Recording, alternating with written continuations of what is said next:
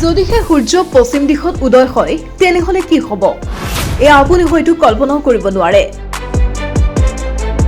এয়া চিৰ সত্য যে সূৰ্য পূব দিশত উদয় হয় আৰু পশ্চিম দিশত অস্ত যায়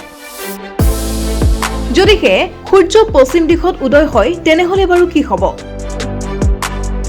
পৃথিৱীৰ সম্ভাৱ্য প্ৰভাৱে আপোনাক আচৰিত কৰি তুলিব যদিহে সূৰ্য পশ্চিম দিশৰ পৰা উদয় হয় তেনেহলে বায়ুমণ্ডলৰ পৰিস্থিতিৰ যথেষ্ট পৰিৱৰ্তন হ'ব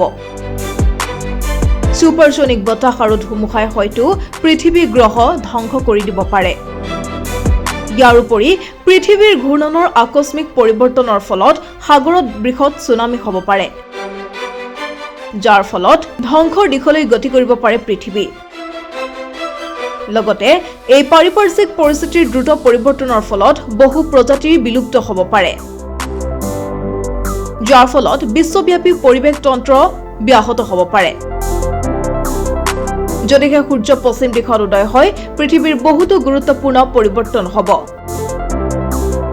সূৰ্যৰ উৎখানৰ বিপৰীত দিশৰ ফলত বতাহৰ বিপৰীত দিশ লগতে সাগৰৰ প্ৰবাহৰ পৰিৱৰ্তন হ'ব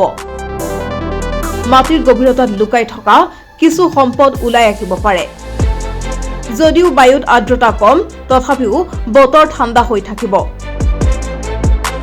মাটিৰ পৃষ্ঠ কম উৰ্বৰ হৈ পৰিব পৰিৱৰ্তন সহ্য কৰিব নোৱাৰা বহু প্ৰাণী বিলুপ্ত হৈ যাব লগতে পৃথিৱীৰ মধ্যকৰ্ষণো সলনি হ'ব নিউজ ডেস্ক প্ৰতিবিম্ব লাইভ